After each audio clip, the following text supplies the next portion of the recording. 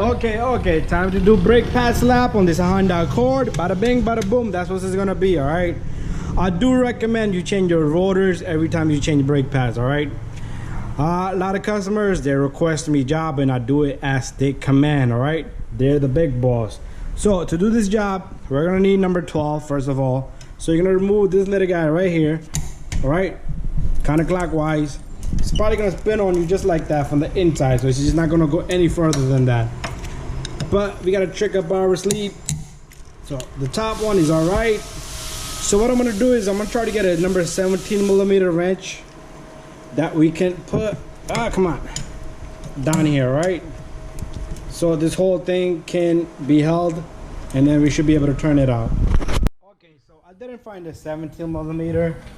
I did find this little guy right here, vice grip, is gonna do the job.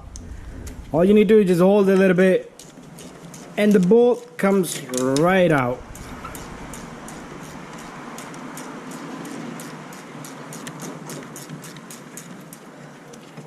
Oh, it can't be come out by hand yet.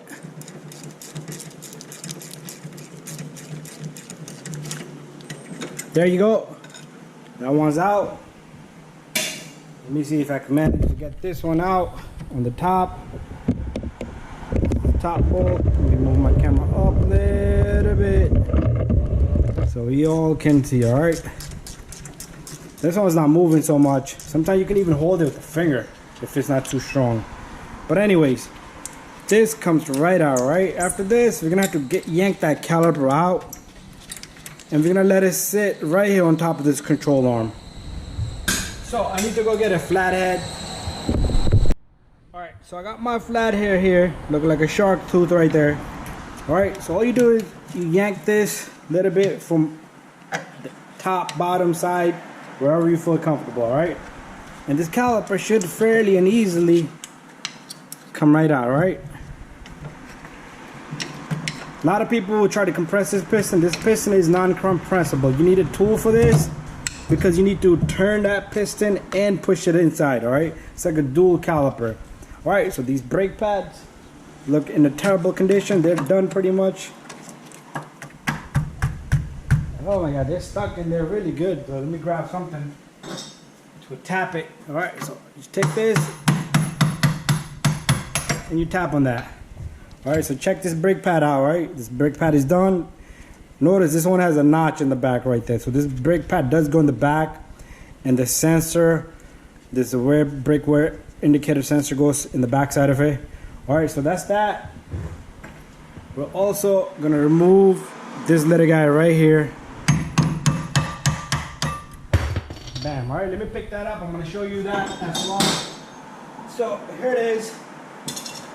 Alright, you see this rotor has a little lip, so I always recommend you change it, but the customer is really tight. He does want me to just do the brake pads, and I told him, please, just let's do the job properly. He said he can't afford it, but he does need brake pads. So I told him, down the road, just get it done. Alright, so we're not removing this since we're not taking out the rotor, right? So, but we do need to clean this, so I'm gonna wait for the brake pads because a lot of times they come with a new hardware kit, so we'll put in a new hardware kit. But meanwhile, we're gonna compress that piston, alright?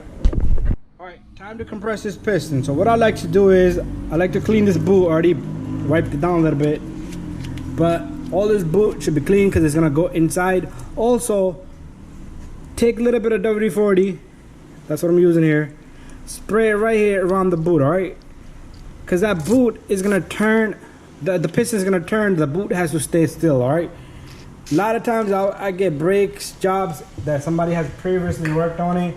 They twisted this piston and the whole boot is all twisted around it, which doesn't even look right, doesn't feel right, shouldn't be like that. Also, you see this notch right here? This should be straight, alright? Because that little groove I showed you in the brake pad, this is the one that on the outside, but the inside one has one right there. So when I put it back in, I'm going to show you. It has a little groove right here, which sits right in there, right? But anyways, let me get my tool and we're gonna compress that together. Alright, so to compress this tool, we need this little guy right here and this right here. This is a compressed tool. This little notches, they sit inside the groove. So what happens is as this turns, this turns, it pushes and also turns. All right, that's the only way to get that piston out. I mean, not out, compressed back in. All right, and what we do is we set this up real nice. Make sure it sits in the groove right in the center. Lock it up. Takes a little bit of time to get it hooked on. All right, then we're going to turn the back end over here with the 14 millimeter. That's the size, and this piston should just smoothly go inside. All right, you are going to have to hold this. You do not want to rip the rubber line here. You do not want to damage it. If you have a friend with you, they can help you. All right, so a lot of times I like to find a good angle where this can sit. All right,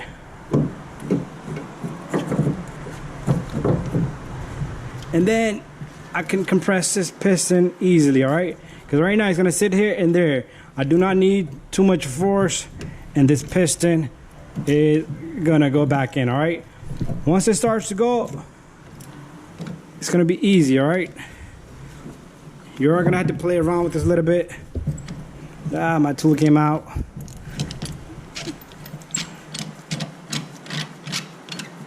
Same procedure on the opposite side. All the Hondas, the new ones have electrical pistons, so those are tall. I'm going the wrong way. What am I doing? All right, I'm gonna have to set up this tool again.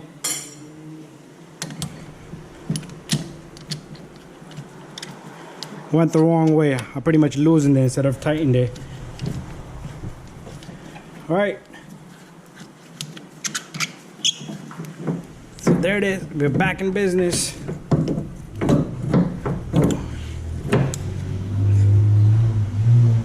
All right. Let's take this tool and let's keep compressing that piston all the way. All right.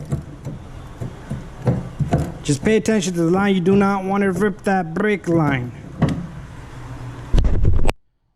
Okay, so let's keep it going.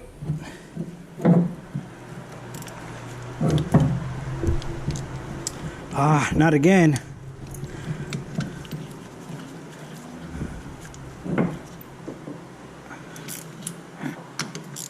All right, so we're almost in there.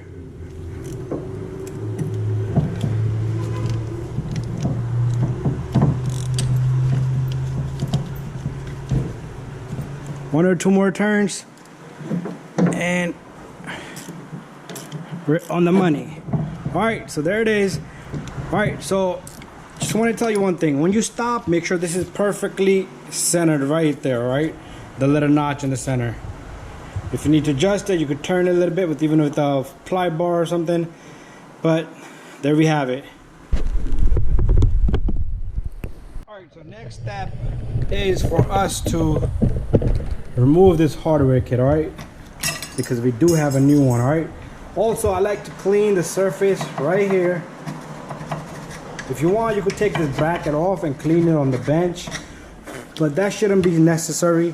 All right, I use file works really good for me. All right, there you go.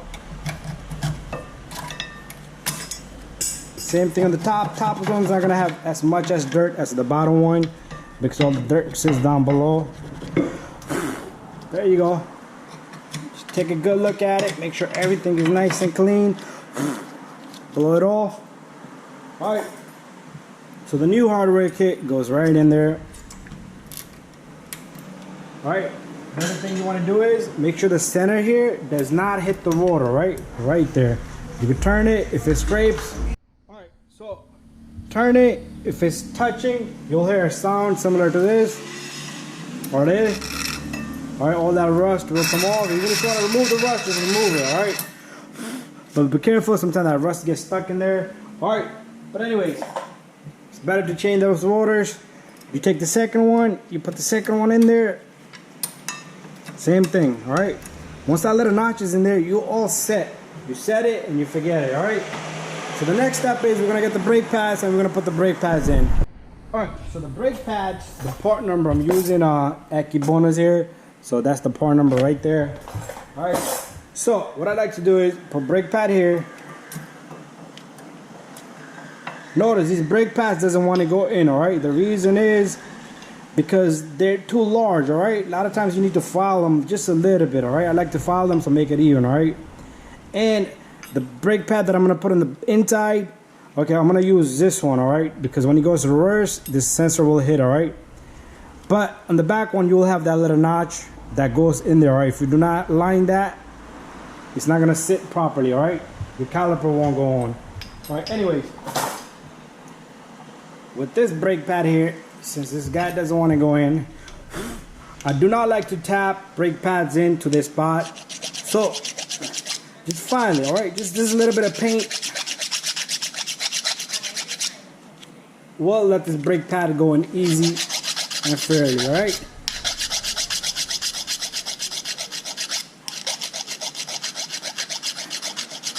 So if your brake pad sliding this way for another car, you're probably gonna have to file the corners here too, and over here a little bit. All right, so a little bit of filing, look at that. Piece of cake, all right? Your brake pad should be easily moving in there, all right? It should not be stuck. If it's stuck, pretty much it's gonna be jammed brake pad, all right? So let me give it a shot to the inside one. If I feel no good, then it's no good, all right? So a little bit of a filing right here.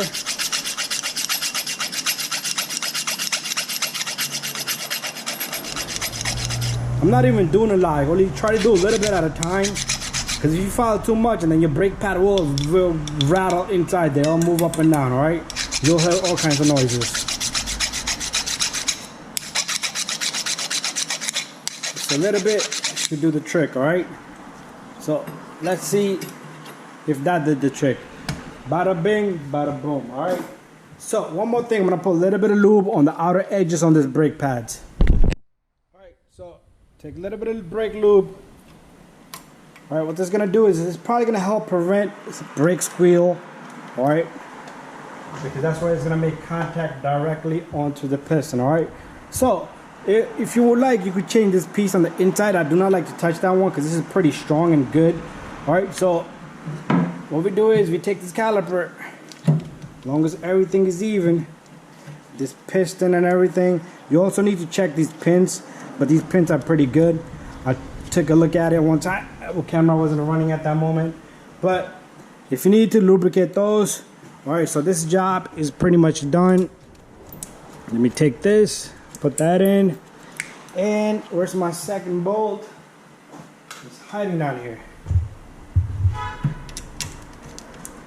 All right, this one, if you like, you can torque it. It's not too much of a torque spec, but I like to just snug it nicely and then torque it down the road, but usually you won't see me do that on the camera. But that needs to be held, all right? Just like before. We need to hold this little guy right here and then turn the bolt.